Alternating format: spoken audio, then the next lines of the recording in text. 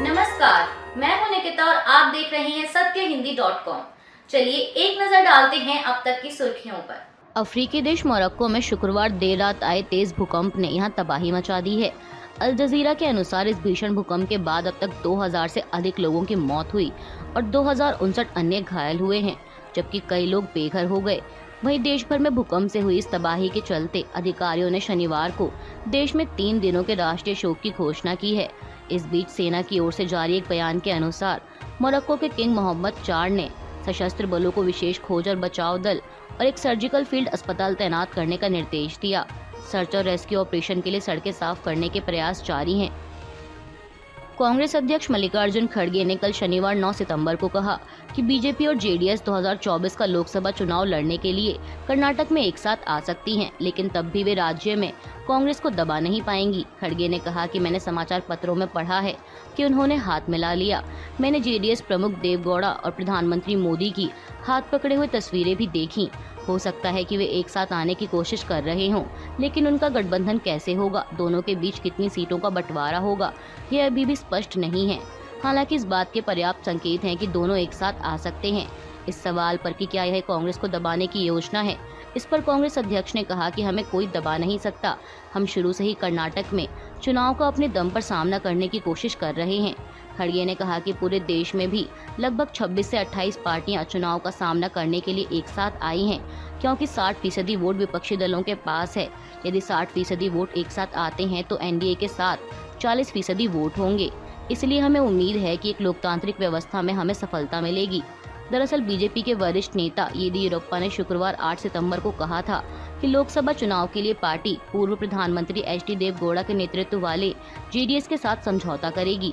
उनकी इस घोषणा से राज्य का सियासी पारा बढ़ गया। वहीं इससे पहले जेडीएस नेता एचडी कुमार स्वामी ने कहा कि बीजेपी की और उनकी पार्टी के लोकसभा चुनाव एक साथ लड़ने के बारे में चर्चा अभी भी प्रारंभिक चरण में है। G20 शिखर सम्मेलन का आज रविवार 10 सितंबर को दूसरा और आखिरी दिन है। इस सम्मेलन में भाग लेने के लिए दुनिया भर के कई नेता और वैश्विक निकायों के प्रमुख कल शनिवार 9 सितंबर को राष्ट्रीय राजधानी दिल्ली पहुंचे। इस दौरान प्रधानमंत्री नरेंद्र मोदी ने भारत मंडपम अंतर्राष्ट्रीय प्रदर्शनी और कन्वेंशन सेंटर में अमेरिकी राष्ट्रपति जो बाइडेन सहित कई नेताओं का स्वागत किया।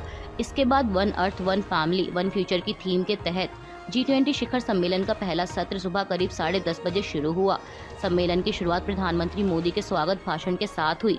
सम्मेलन सर्वसम्मति के साथ दिल्ली डिक्लेरेशन को भी मंजूरी मिल गई। इस डिक्लेरेशन के अनुसार कहा गया कि आज का युग युद्ध का नहीं है। इसी के मद्देनजर घोषणा पत्र में सभी देशों से क्षेत्रीय अखंडता और संप्रभुता सहित अंतर्राष्ट्रीय कानून के सिद्धांतों को बनाए रखने का आह्वान किया गया। इसके अलावा शिखर सम्मेलन के पहले दिन कई और अहम फैसले लिए गए, जिसमें अफ्रीकी यूनियन को G20 में शामिल करना, रूस यूक्रेन के ग्रेन डील को फिर से शुरू और यूक्रेन में शांति बहाल करना अहम है। और इसी के साथ अफ्रीकी संघ अपने 55 देशों के साथ शुक्रवार 9 सितंबर को G20 का स्थायी सदस्य बन गया। भारत की अध्यक्षता में पेश किए गए प्रस्ताव पर सभी देशों ने आम सहमति जताते हुए इसकी तारीफ की। आज 10 सितंबर को G20 शिखर सम्मेलन के दूसरे दिन ब्रिटेन के प्रधानमंत्री ऋषि सुनक ने अपनी पत्नी अक्षता मूर्ति के साथ दिल्ली के अक्षरधाम मंदिर के दर्शन किए। पुलिस अधिकारियों ने बताया कि इस दौरान मंदिर और उसके आसपास सुरक्षा कड़ी कर दी गई।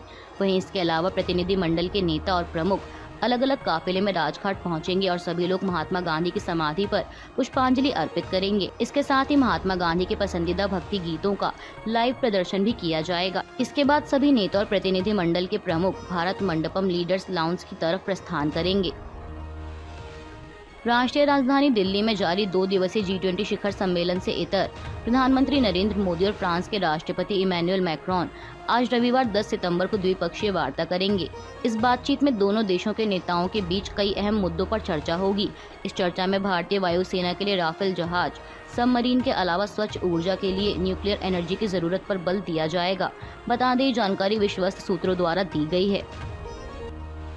शिवसेना उद्धव बालासाहेब ठाकरे गुट के मुखपत्र सामना में G20 शिखर सम्मेलन को लेकर केंद्र पर निशाना साधा गया है।